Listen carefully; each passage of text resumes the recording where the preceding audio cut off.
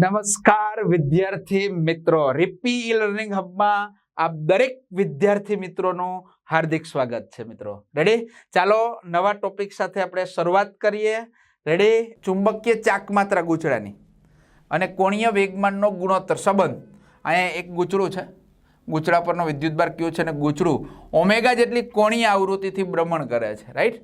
તો ધારો કે દર્શાવેલી રિંગ એમ દળ અને આર જેટલી ત્રિજ્યા ધરાવે છે, તેની સપાટી પર વિદ્યુતભાર એક ક્યુ છે. ક્લિયર? તેની કુલ કોણીય વેગમાન, ભાઈ કોણીય વેગમાન બે રીતે મેળવી શકાય. એલ બરાબર આઈ ઓમેગા, અને બીજી રીતે તમારે કોણીય વેગમાન મેળવવું હોય તો એલ બરાબર આરપી આર એમ વી, વી બરાબર આર ઓમેગા તમે મૂકી શકો છો. એના ઉપરથી પણ તમને જો આ વસ્તુ મળી જાય, બરાબર, શું મળશે હું તમને એ કહી દઉં.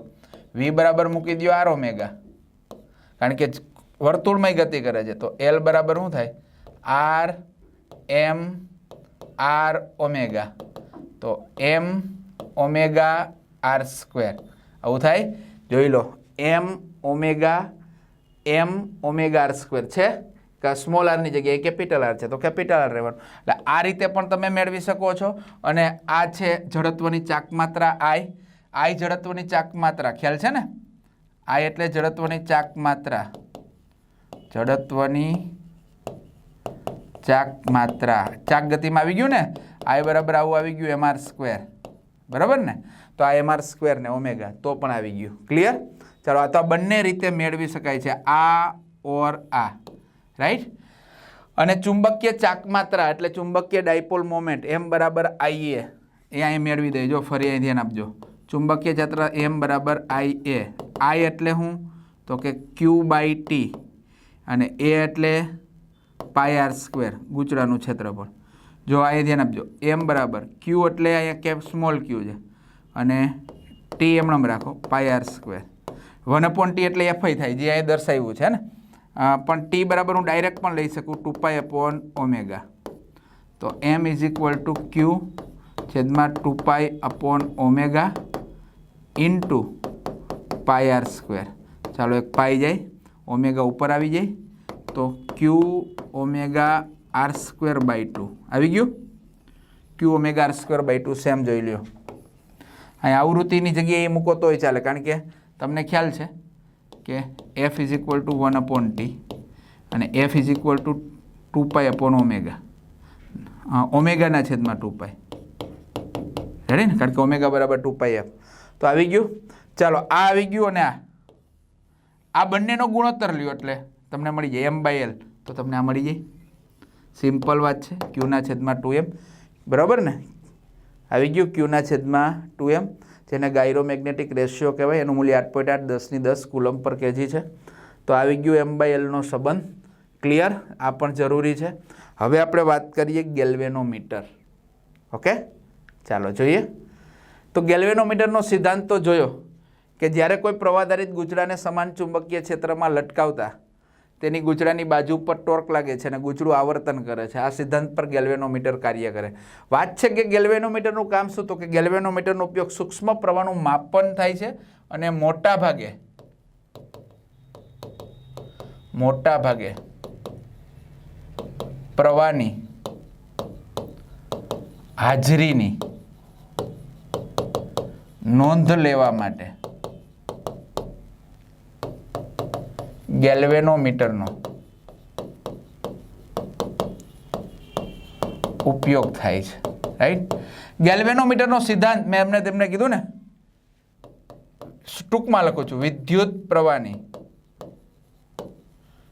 ચુંબકીય અસરના સિદ્ધાંત પર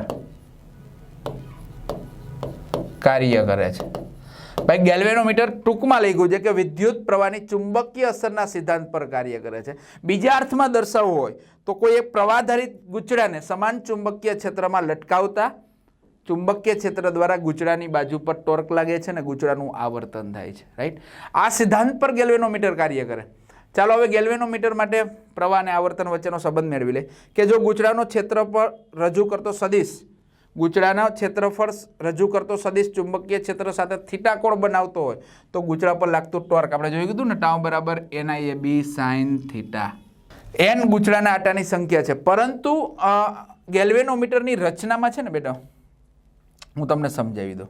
ગેલ્વેનોમીટરની રચનામાં બે નળાકાર લોહ ચુંબકો હોય. જો આ છે ને, આ અને આ બંને નળાકાર લોહ ચુંબકો છે. જો આ બાજુ n હોય તો આ બાજુ કયો હોય s. આ બે નળાકાર લોહ ચુંબકોની વચ્ચે, ગેલ્વેનોમીટરની રચનામાં બે નળાકાર લોહ ચુંબકોની વચ્ચે એક હલકી આ લંબચોરસ ફ્રેમ પર તાંબાના પાતળા તાર વીંટાળી અને ગૂંચળું બનાવવામાં આવે છે. રાઈટ. અને આ ગૂંચળું ઘર્ષણ રહિત માર્ગ પર ધરી પર ફરી શકે એ રીતના ગોઠવેલું હોય છે. હવે ગૂંચળાની આજુબાજુ ત્રિજ્યાવર્તી યા કેન્દ્રવર્તી ચુંબકીય ક્ષેત્ર ઉત્પન્ન કરવા માટે ગૂંચળાની અક્ષને અટકે નહીં તે રીતના એક આવો નરમ લોખંડનો નળાકાર રાખેલો હોય છે. શું હોય છે? નરમ લોખંડનો નળાકાર. રાઈટ. તો આની અંદર નરમ લોખંડનો નાનો નળાકાર હોય છે. આ તો ઓલું તમને કીધું ને બે લોહ ચુંબકો છે, તો અંદર એક નરમ લોખંડનો નળાકાર હોય છે. અને એ નરમ લોખંડના નળાકારને કારણે, કારણ કે નરમ લોખંડ છે એટલે એની પરમિએબિલિટી ઊંચી હોય છે, એટલે તત્કાળ અંદર સમાન ચુંબકીય ક્ષેત્ર ઓછા પ્રવાહ દ્વારા પણ રચાઈ જાય છે. એટલે ગૂંચળાની અંદર ગૂંચળાને સમતલ ચુંબકીય ક્ષેત્રને સમાંતર જ રહે એટલા માટે એક નરમ લોખંડનો નળાકાર અંદર રાખેલો હોય છે, જેની મદદથી કેન્દ્રવર્તી કે સમાન ચુંબકીય ક્ષેત્ર ઉત્પન્ન કરવામાં આવે છે. હવે આ ગૂંચળામાંથી પ્રવાહ પસાર કરતા, રાઈટ, ગૂંચળામાંથી પ્રવાહ પસાર કરતા એ પ્રવાધારિત ગૂંચળુંની આજુબાજુ ચુંબકીય ક્ષેત્ર ઉત્પન્ન થાય છે. બાહ્ય ક્ષેત્ર દ્વારા એની બાજુ પર ટોર્ક લાગે છે અને ગૂંચળુંનું આવર્તન થાય છે. આ ગૂંચળા સાથે જોડેલો જે આ દર્શક કાંટો છે, એ દર્શક કાંટો યોગ્ય સ્કેલ માપ ઉપર શું કરે છે? આવર્તન કરે છે, અને એના દ્વારા એનું મૂલ્ય મેળવી શકાય છે. તો આ સિદ્ધાંત પર આ એની રચના છે કે ગેલ્વેનોમીટરની રચનામાં નળાકાર આકારના બે લોહ ચુંબકોની વચ્ચે એક હલકી લંબચોરસ ફ્રેમ પર તાંબાના તાર વીંટાળી એક ગૂંચળું બનાવવામાં આવે છે, અને આ ગૂંચળું ઘર્ષણ રહિત માર્ગ પર ફરી શકે એવી રીતના એની ગોઠવણી કરેલી હોય છે. ગૂંચળાની આસપાસ સમાન ચુંબકીય ક્ષેત્ર અથવા કેન્દ્રવર્તી ચુંબકીય ક્ષેત્ર અથવા ત્રિજ્યાવર્તી ચુંબકીય ક્ષેત્ર ઉત્પન્ન કરવા માટે ગૂંચળાની અક્ષને અટકે નહીં તે રીતે એક નરમ લોખંડનો નળાકાર રાખવામાં આવે છે. રાઈટ. હવે આ ગૂંચળામાંથી પ્રવાહ પસાર થતાં ગૂંચળાની બાજુ પર ટોર્ક લાગે છે અને ગૂંચળાનું આવર્તન થાય છે. એની સાથે જોડેલો દર્શક કાંટો યોગ્ય સ્કેલ માપ ઉપર શું કરે છે? ભ્રમણ કરે છે. રાઈટ. હવે ગૂંચળું સ્થિર થવા માટે એના ઉપર પહેલાં તો જે તમે પ્રવાધારિત ગૂંચળાની બાજુ પર ટોર્ક લાગે છે એ ટોર્કને કહેવાય આવર્તક ટોર્ક. એટલે આ જે ટોર્ક લાગે છે ને એને કહેવાય આવર્તક ટોર્ક. શું કહેવાય? આવર્તક ટોર્ક. હવે નરમ લોખંડના નળાકારને કારણે, પાછળ એ પોઈન્ટ ન હોય તો હું અહીં લખી દઉં છું, ચાલો છે વાંધો નથી. તો આ આવર્તક ટોર્ક લાગે છે, પરંતુ અંદર નરમ લોખંડના નળાકારને કારણે ઉદ્ભવતું કેન્દ્રવર્તી ચુંબકીય ક્ષેત્રને કારણે ગૂંચળાના કોઈ પણ સ્થિતિમાં એનું સમતલ ચુંબકીય ક્ષેત્રને સમાંતર રહે છે. રેડી. તો એ મુદ્દાને આપણે અહીં પ્રેઝન્ટ કરી દઈએ કે હું અહીં મુદ્દો જ લખું છું કે નરમ લોખંડના નળાકારના કારણે અંદર ઉદ્ભવતા ત્રિજ્યાવર્તી ચુંબકીય ક્ષેત્રને લીધે કોઈ પણ સ્થિતિમાં ગૂંચળાનું સમતલ ચુંબકીય ક્ષેત્રને સમાંતર જ રહે છે. આથી ગૂંચળાનો ક્ષેત્રફળ સદિશ એ બી ને લંબ થશે. રાઈટ ને? કારણ કે ગૂંચળાનું સમતલ ચુંબકીય ક્ષેત્રને સમાંતર રહે. ફોર એક્ઝામ્પલ તરીકે વિદ્યાર્થી મિત્રો, ચુંબકીય ક્ષેત્ર આમ છે તો સમતલ આમ રહી તો ક્ષેત્રફળ સદિશ તો ગૂંચળાની સપાટીને લંબ હોય આમ બાર. તો વિચાર કરો, આ ચુંબકીય ક્ષેત્ર છે અને આ ક્ષેત્રફળ સદિશ છે, તો આ બંને વચ્ચેનો એંગલ કેટલો થાય? 90 થાય. તો લંબ થાય છે, એટલે કે એ લંબ બી, તો થીટા કેટલો થાય? π/2 થાય. હે ને? આ સ્થિતિમાં ગૂંચળા પર લાગતું ટોર્ક ટાઉ બરાબર NIAB સાઇન થીટા. થીટા કેટલો મૂકવાનું? π/2. તો ટાઉ બરાબર NIAB sine π/2 sin π/2 is equal to 1, તો ટાઉ બરાબર NIAB. રેડી? આ ટોર્કને કહેવાય આવર્તક ટોર્ક.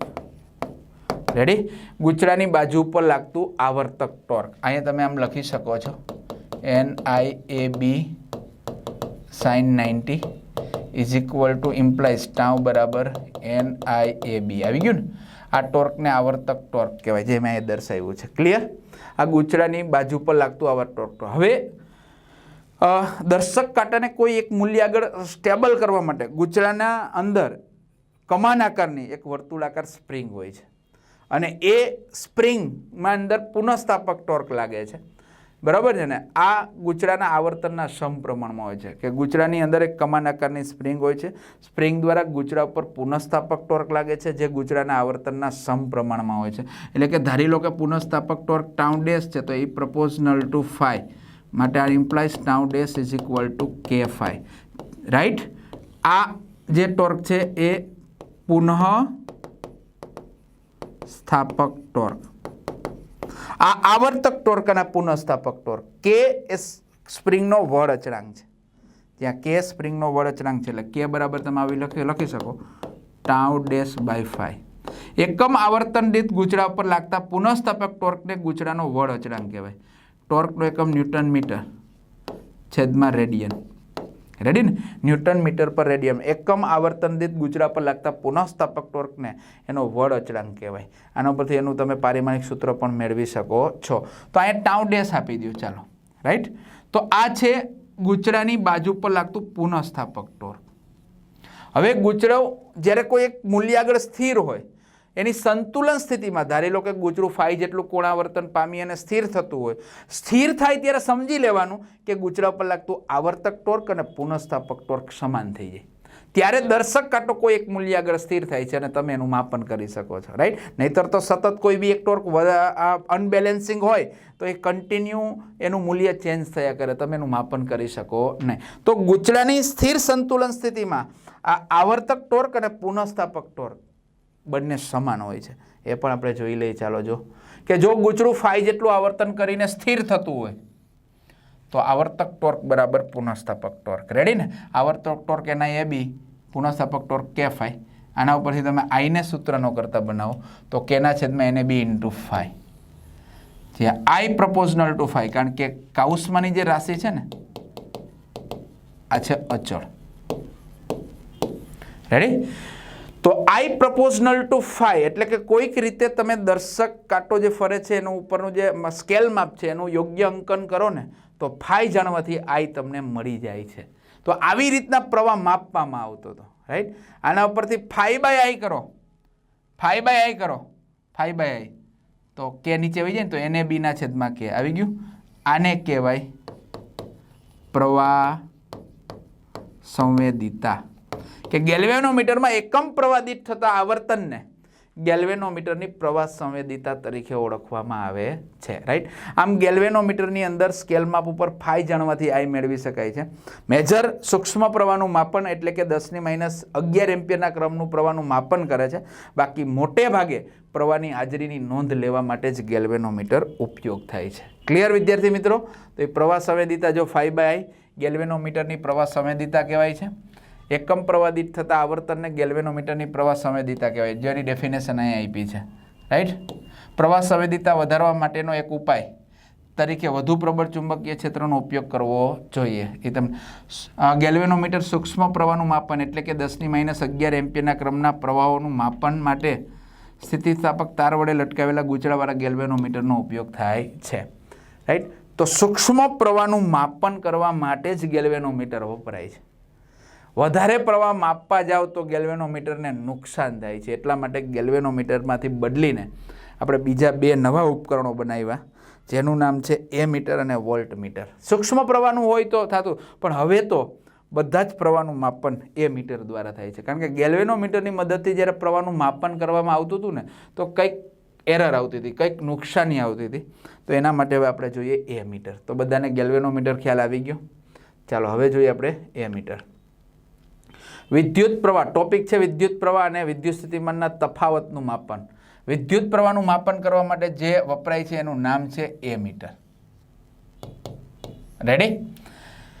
એમીટરનો ઉપયોગ પ્રવાહ માપવા માટે થાય છે. સર્કિટના પ્રવાહ ક્યાં વપરાય? તો કે સર્કિટના કોઈ પણ ઘટક હોય, તમારી પાસે પરિપથ છે, એમાં અવરોધ હોય, ટ્રાન્ઝિસ્ટર હોય, ડાયોડ હોય, કેપેસિટર હોય, સર્કિટના કોઈ પણ ઘટકમાંથી તમારે પ્રવાહ માપવો હોય તો પ્રવાહ માપક સાધનને આપણે એ ઘટક સાથે શ્રેણીમાં જોડવું પડે. પ્રવાહ હંમેશા કોઈ ઘટક સાથે માપવો હોય તો એ ઘટક સાથે જોડવું પડે.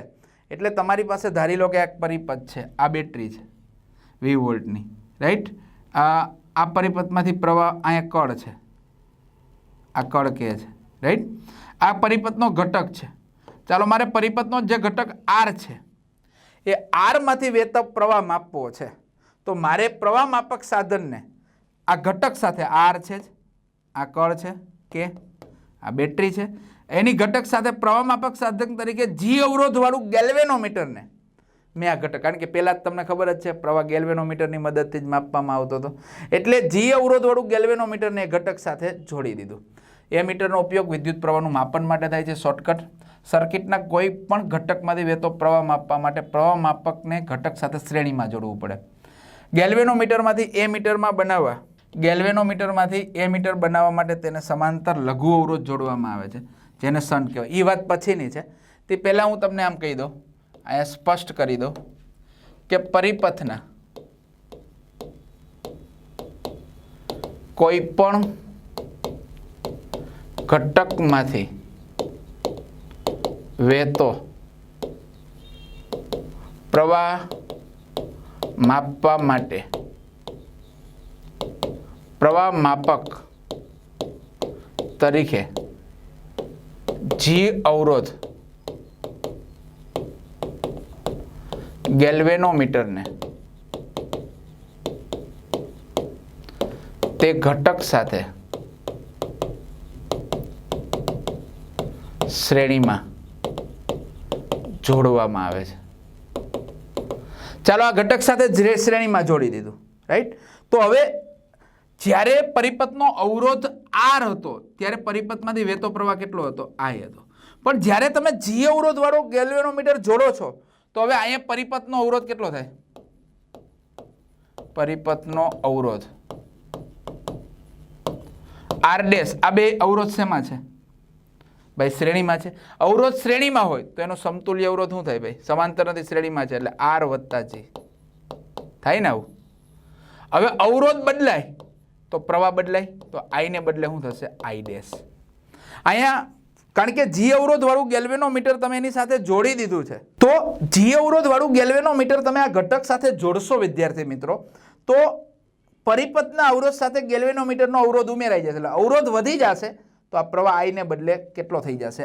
I dash. I માંથી શું થઈ જશે? I dash. પ્રવાહ બદલે તો R માંથી વહેતો સાચો પ્રવાહ માપી શકાતો નથી. આ નુકસાની. સાચો પ્રવાહ આ મુશ્કેલી. સાચો પ્રવાહ માપી શકાતો નથી. તો હવે શું કરવું?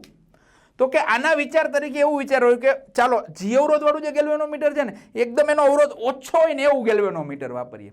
એટલે કે ચલિત ગૂંચળા વાળું સંવેદનશીલ ગેલ્વેનોમીટરનો યુઝ કરીએ કે જેનો અવરોધ એકદમ સૂક્ષ્મ છે, હાવ જીરો તો ન હોય, એકદમ સૂક્ષ્મ પાતળા તારમાંથી બનાવેલું એકદમ સૂક્ષ્મ અવરોધ ધરાવતું સંવેદનશીલ ગેલ્વેનોમીટરનો યુઝ કરો. ચાલો એ તમે વાપરશો તો શું થશે વિદ્યાર્થી મિત્રો ખબર છે?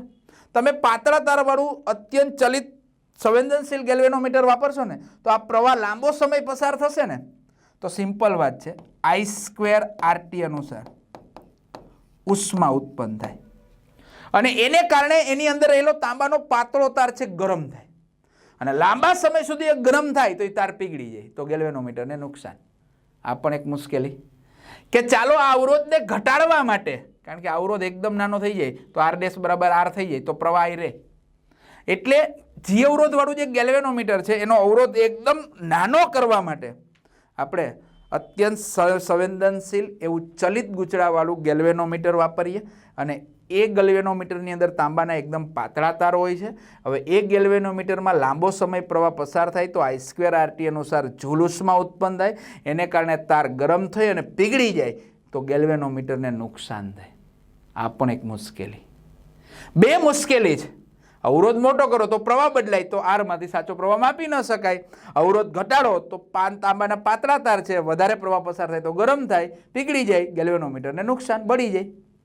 તો આ બંને મુશ્કેલીનું નિવારવા માટે આપણે એક નવું આવ્યું છે સન.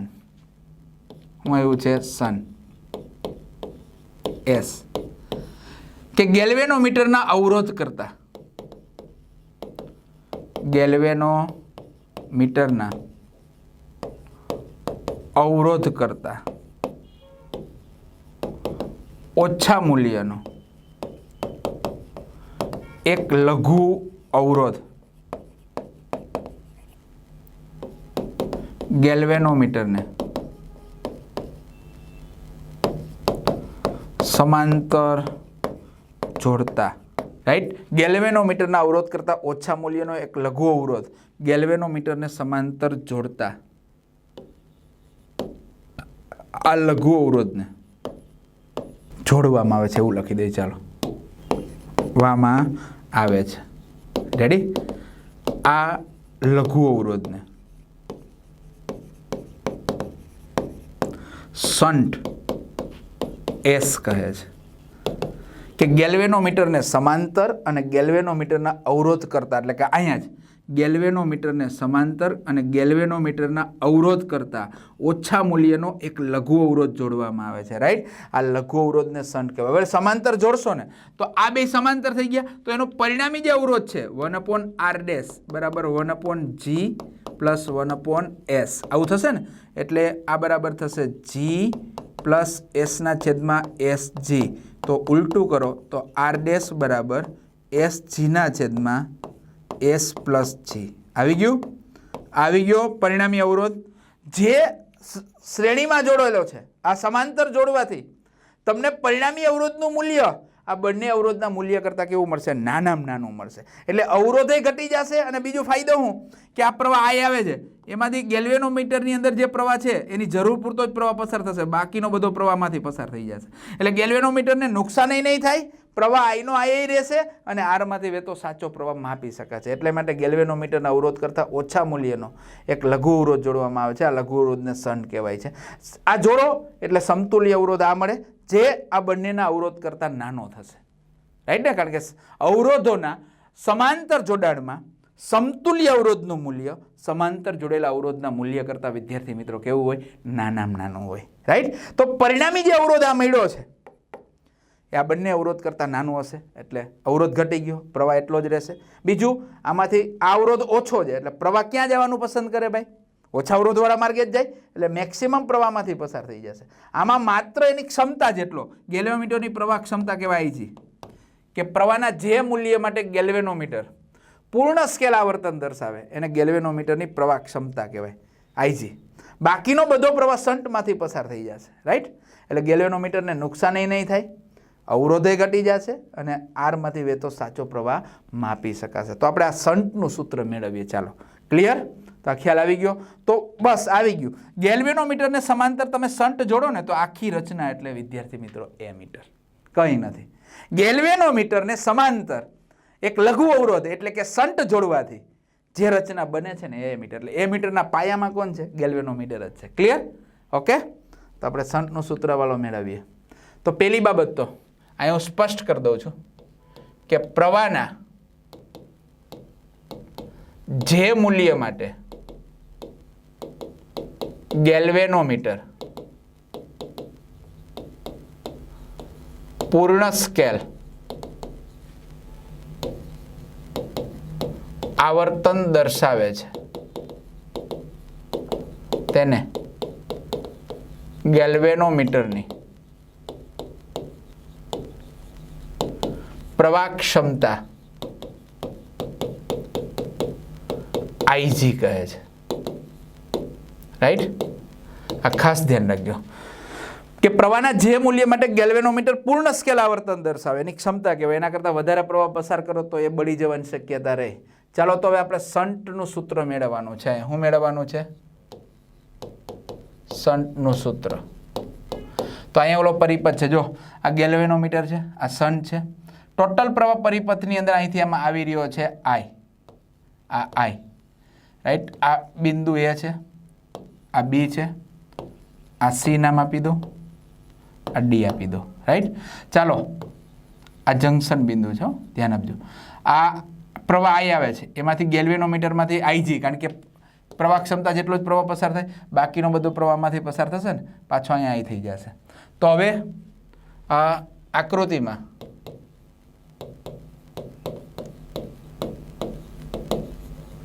જંકશન બિંદુ એ પાસે KFL લગાડતા કિર્ચોફ ફર્સ્ટ લો કે જંકશન પાસે ભેગા મળતા પ્રવાહોનો બેઝિક સરવાળો શૂન્ય હોય છે. ચાલો આવતા પ્રવાહને ધન ગણો તો વિરુદ્ધ પ્રવાહ ઋણ થાય ને, એટલે આવું થશે ને, I માઇનસ IG, બરાબર ને, અને minus IS is equal two 0. આ બેને આ બાજુ લાવો તો I બરાબર શું થાય બોલો, IG પ્લસ IS. કુલ પ્રવાહ આવી ગયો, એમાંથી આટલો IG માં જાય ને IS આમાં થાય, એટલે કુલ IS આવી ગયો. આમાંથી IS મેળવવો હોય તો IS બરાબર શું થાય, I માઇનસ IG. ક્લિયર? હવે ચાલો, હવે બંધ પરિપથ ABCD એ માટે કિર્ચોફનો બીજો નિયમ લગાડતા, સેકન્ડ લો, કે બંધ પરિપથમાંના અવરોધો અને તેમાંથી વહેતા આનુષંગિક પ્રવાહના ગુણાકારનો બેઝિક સરવાળો એ બંધ પરિપથ પર લાગુ પાડેલા EMFના બેઝિક સરવાળા બરાબર હોય, હે ને. આ કિર્ચોફનો બીજો નિયમ છે. આપણે ચાલો દિશામાં જવું છે કે વિરુદ્ધ દિશામાં? ચાલો આમ દિશામાં જાય તો ઋણ ગણવા, વિરુદ્ધ દિશામાં જાય તો ધન ગણવા. દિશામાં ઋણ ગણવા લો એટલે માઇનસ IGG. રેડી? દિશામાં જાઓ, આ પ્રવાહ ને અવરોધ. રેડી? ચાલો અહીંથી વિરુદ્ધ દિશા આવશે. જો અહીંથી આમ પ્રવાહ આમ જાય ને એટલે આપણે એ પ્લસ કરી દઈએ. શું આવશે બોલો, ISS ઇઝ ઇક્વલ ટુ 0. આને આ બાજુ લઈ જાઓ. ચાલો તો ISS બરાબર IGG. ક્લિયર? ચાલો આ S જોઈએ છે ને, તો S બરાબર શું આવે બોલો, IGG છેદમાં IS. આવી ગયું. IS બરાબર I માઇનસ IG, માટે S બરાબર IGG છેદમાં I માઇનસ IG. આવી ગયું. આ જરૂરી સમ છે બેટા. હવે રેન્જ N ગણી કરવા માટે અહીંયા લખી જ દઉં છું,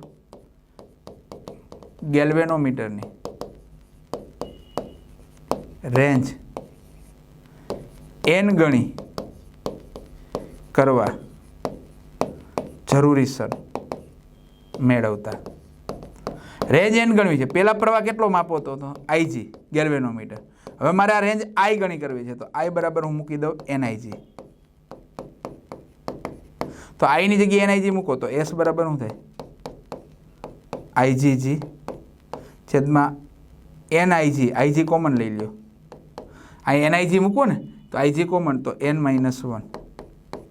IG કોન્સલ, આ બરાબર જીના છેદમાં N માઇનસ 1. આવી ગયું. આ રેન્જ N ગણી કરવા માટે જરૂરી છે. ઓકે, તો આ બંને આવી ગયું. આ શન્ટનું સૂત્ર તો છે જ, GIGના છેદમાં I માઇનસ IG શોર્ટકટ. આ પછી જંકશન પાસે આપણે જે કહેતા હતા એ જ વસ્તુ. જોજો એ જ વસ્તુ આખું આવી ગયું છે. હવે મારે આગળ તમને સમજાવવાની જરૂર નથી, બધું જ મેં અહીં લઈ લીધું છે. એટલે આ બધી વસ્તુ એમાં પણ આવી ગઈ છે ને. શન્ટનું સૂત્ર આવી ગયું, આગળ આવી ગયું. જો મેન શન્ટનું સૂત્ર છે, એ મીટરની રેન્જ વધુ ને વધુ મોટી કરવા માટે જરૂરી શન્ટનું મૂલ્ય નાનું ને નાનું કરવું પડે. એની N ગણી કરવા માટે આ ક્યાંથી આવ્યું મેં શીખવાડી દીધું તમને હમણાં જ. રેડી ને? ખ્યાલ છે ને કઈ રીતના આવ્યું એ ફરી એકવાર કહી દઉં. શન્ટનું સૂત્ર હું તો કે S બરાબર GIG છેદમાં I માઇનસ IG. હવે તમારે રેન્જ N ગણી કરવી છે તો પ્રવાહ I ને બદલે હું મૂકવું પડે, NIG લેવું પડે ને. ઓકે, લેતા તો S is equal two GIG છેદમાં NIG માઇનસ IG GIG છેદમાં IG કોમન લઈ લો, N માઇનસ 1. IGIG કેન્સલ, તો જીના છેદમાં N માઇનસ 1. આવી ગયું. ક્લિયર વિદ્યાર્થી મિત્રો? તો આ રેન્જ N ગણી કરવા માટે શન્ટમાંથી વહેતો પ્રવાહ શોર્ટકટ સૂત્ર છે, રાઈટ, અને ગેલ્વેનોમીટરમાંથી વહેતો પ્રવાહ શોર્ટકટ સૂત્ર છે. આ બે પણ જરૂરી છે, એ આના પરથી તમે મેળવી શકો છો. તો આખી વાત થઈ ગઈ શન્ટની. ક્લિયર? આવું જ ચાલો હવે આપણે જોઈએ વોલ્ટમીટર. વોલ્ટમીટર શું કામ કરે તમને બધાને ખબર છે કે પરિપથના કોઈ પણ ઘટક હોય એના બે છેડા વચ્ચે વિદ્યુત સ્થિતિમાનનો તફાવત માપવા માટે જે સાધનનો ઉપયોગ થાય છે એને વોલ્ટમીટર કહેવાય. ક્લિયર? તો વોલ્ટમીટરનું કામ છે કોઈ પણ ઘટકના બે છેડા વચ્ચે. ચાલો મારે અહીં અવરોધ છે, આ અવરોધ છે, આ રેડી. અવરોધના બે છેડા વચ્ચે મારે જ્યારે માપવું હોય ત્યારે એના બે છેડા વચ્ચે તમારે આ સાધનને જોડવું પડે. રાઈટ? એટલે વોલ્ટમીટરનો ઉપયોગ વાહકના બે છેડા વચ્ચેનો પીડી માપવા માટે થાય છે. ગેલ્વેનોમીટરમાંથી વોલ્ટમીટર બનાવવા માટે તેની સાથે શ્રેણીમાં મોટા મૂલ્યનો અવરોધ જોડવો પડે. જેમ એ મીટર માટે ગેલ્વેનોમીટરમાંથી એ મીટર બનાવવા માટે નાના મૂલ્યનો અવરોધ સમાંતર જોડવો પડે, એમ અહીંયા વોલ્ટમીટર બનાવવા માટે મોટા મૂલ્યનો અવરોધ શ્રેણીમાં. આવું શા માટે? તો કે તમે એનસીઆરટીના સિલેબસમાં ભણી ગયા એમાંય પણ એવું જ આવે. જો આવું આવતું હતું કે ભાઈ આ બેટરી છે, અહીંયા એક અવરોધ છે, અહીંયા એક અવરોધ છે, રેડી? આ કળ છે, આ આર છે અને આ છે R1 છે ને R છે. આરના બે છેડા વચ્ચે તમારે પીડી માપવો છે. તો આના બે ઘટક વચ્ચે તમે શું જોડવાના? ગેલ્વેનોમીટર. રેડી? ચાલો જોડી દીધું. હવે આ નહોતું ત્યારે અવરોધ કેટલો હતો? ચાલો આ નથી ત્યારે અવરોધ કેટલો હતો? ત્યારે અવરોધ થશે આ બે શ્રેણીમાં છે એટલે ટોટલ અવરોધ થશે R ડેશ બરાબર R1 પ્લસ R. રાઈટ? ત્યારે આમાંથી વહેતો પ્રવાહ I છે. ચાલો ત્યારે વહેતો પ્રવાહ કેટલો છે? I. હવે મારા આના બે ઘટક વચ્ચે ફરી પાછું અહીંયા દોરી.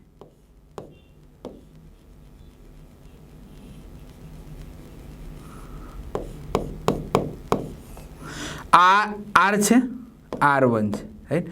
હવે મારે આના બે ઘટક વચ્ચેનો પીડી માપવો છે. તો હું પ્રવાહ માપક વોલ્ટેજ માપક તરીકે G અવરોધવાળું ગેલ્વેનોમીટર છે એની સાથે સમાંતર જોડી દઈશ. આની સાથે હું સમાંતર જોડીશ તો હવે પરિપથનો અવરોધ કેટલો થશે ખબર? R1 પ્લસ આ બે સમાંતર છે ને એટલે આવશે RG ના છેદમાં R પ્લસ G. અવરોધ આટલો થઈ જશે તો પ્રવાહ I માંથી શું થઈ જશે? I dash. પ્રવાહ બદલાઈ ગયો. પ્રવાહ બદલાશે એટલે આર્મના બે છેડા વચ્ચેનો પીડી બદલાશે તો સાચો પીડી માપી નહીં શકાય. તો આ મુશ્કેલી. પાછું અત્યંત સંવેદનશીલ ગૂંચળાવાળું ગેલ્વેનોમીટર વાપરીએ તો તમને બધાને ખબર છે કે તાંબાના પાતળા તાર હોય છે. આપણા તારમાંથી લાંબો સમય પ્રવાહ પસાર થાય તો I²RT અનુસાર જુલુસમાં થાય તો બળી જાય. તો હવે શું કરવું? તો આની અંદર આપણે લાવવાનો આટલો અવરોધ છે R1 પ્લસ R. એટલે R1 પ્લસ અહીં R જોઈએ તો શું કરવું પડે? R1 પ્લસ R જોતો હોય તો શું કરવું પડે? બોલો. તો છેદની અંદર આ જીની દ્રષ્ટિએ R ને અવગણીએ તો અહીંયા RG ના છેદમાં જે ઉડી જાય એટલે R1 પ્લસ R થઈ જાય.